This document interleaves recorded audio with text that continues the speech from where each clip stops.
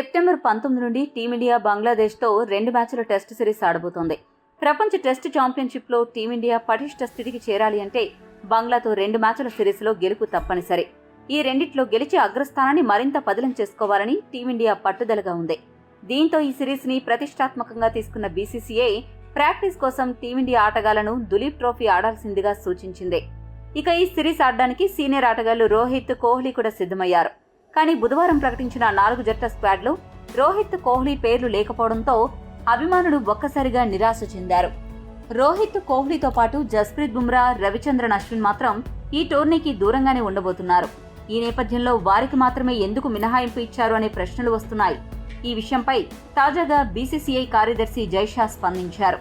జైషా మాట్లాడుతూ ఏమన్నాడంటే, టీమిండియా ఆటగాళ్లు అందరూ దులీప్ ట్రోఫీ ఆడడానికి ముందుకు రావడం నిజంగా హర్షించాల్సిన విషయం.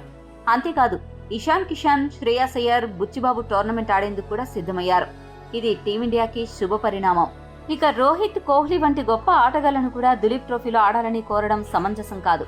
త్వరలో భారత్ జట్టుకు ఎన్నో కీలక సిరీస్లు ఉన్నాయి. ఆ సిరీస్లకి ముందు భారత్ జట్టు కీలక ఆటగాళ్లు గాయాల బారిన పడకుండా చూసుకోవాల్సిన బాధ్యత బోర్డుపైనే ఉంది.